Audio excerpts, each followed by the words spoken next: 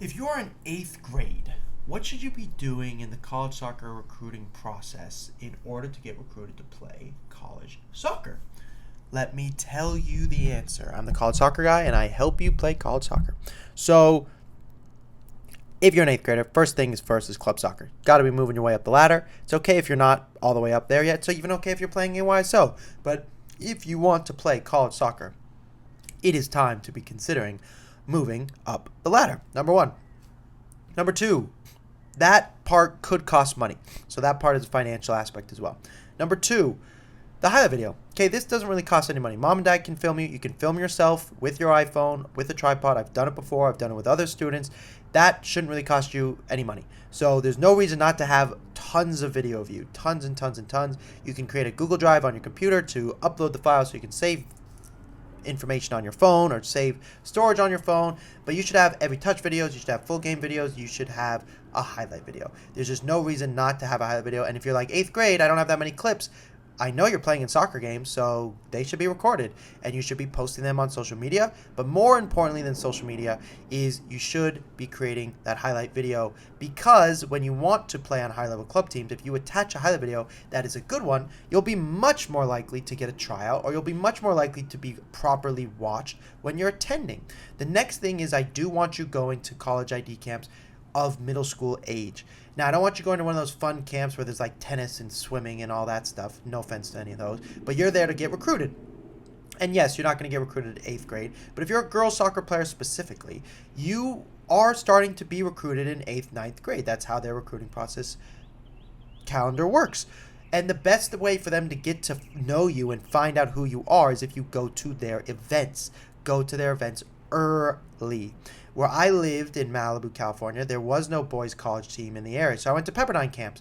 The Pepperdine camp coach knows me very well because I was going to him since I was 4 years old. Now, I was never a girl, so I was never going to be recruited by Pepperdine. But when I turned 13, 14, he did help me in my own college recruiting process on the boys' side, because he had known me since I was 6 years old and literally was the first person to teach me how to play college soccer, play soccer. And eventually I went and played pro soccer after college. So them knowing you at a younger age is really helpful. Now, will they be there for 10 years? Maybe not, but odds are they're going to transition to another team, in which case they will be a part and they will be with you, which is fantastic.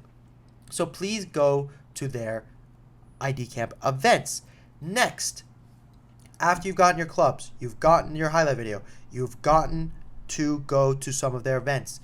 Next, I want you to ask your club team, what do they plan to do to help you through the recruiting process?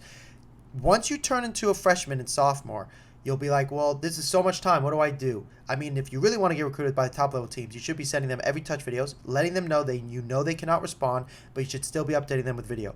Oh my gosh, if they get the same email from alice@23.com for 2 years, for 3 years, you don't think they're going to know who you are even if they never respond to you for the first year and a half? Of course they will. Plus, freshman year, you can start having phone calls with Division III coaches, and the Division III coaches know that Division I coaches cannot talk to you. So guess what? They're going to try and get under your skin and get you to fall in love with them as much as they can before the Division I schools start calling. Because Division III schools will say, well, guess what? You'll play every minute for us. Or guess what? We'll have you on a visit. Or guess what? Look at all this time we've invested in you. We really care about you. To the Division I school, you're just a number. Blah, blah, blah, blah, blah.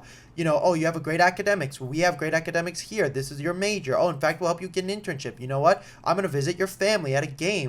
We have one student who's the coach of the Division III school, sent them a picture of her and her dog playing together because she saw a picture of the student's dog on Instagram. And she's a Division III coach, and this girl's probably going to play D1, and the college Division III coach is going, look, I'm relatable. I'm nice. I'm here because I care about you as a person. Here's me and my dog. That's awesome. Okay, that's where I want all of you to be come 8th grade, 9th grade year. Once you have started to talk to schools at Division III level, come June 15th of your sophomore year, that is when I want you getting a phone call, okay, from the Division I and Division II schools. So don't think about it as, I need to get recruited by my junior year, so starting freshman year is too early. You want to get recruited by June 15th of your sophomore year. So you have 1 year. If you're a freshman, you have 2 years if you're in 8th grade. We're working with another male student. They are going into their 8th grade. They're a 7th grader. And the majority of our time at the minute is spent on contacting MLS Next teams and ECNL teams within the area to gain their interest. And if you're like, how do I play at those levels? starting at that age is really, really helpful, which is why I would like all of you to please do that. If you don't have the chance to do that, you can still work on it where you're at, but let me tell you something, and I'm not the only one you can confirm this with. Your junior year of high school is ludicrous, is, excuse my French, effing insane, okay? It's insane. ACT, SAT, your AP classes, you're learning how to drive, you've got the recruiting process at its height. It's a crazy schedule. I want your college recruiting process automated by that point. I want you to know what emails to say, how to do the phone calls, how to go on official visits. I want you to go, this is not my first time. I just have to do what I know to do. I don't want you going, this is the first time I've never had a call. I've got an AP test tomorrow. Like I'm overwhelmed. And you're going to be overwhelmed no matter what in your junior year. Nothing I can even do about that. But I can at least help you be less overwhelmed if you've gotten the process sooner. I have one student I'm thinking of who started with me their freshman year. They're now in their sophomore year going into their junior year. And, this student has already spoken to top Division I schools, spoken to the top academic Division III schools. He's not going to be stressed. It's not complicated once you do the first 3 months with me. Everything after that is relatively self-explanatory until the offers start coming in. And most offers for girls are going to start coming in your sophomore year and your junior year leading into the summer. Some will come in the summer. Senior year is very late. It still happens, but it's late. And then finally, for boys, most of your offers are going to come in your junior year going into your senior year, and certainly definitely some in your senior year as well.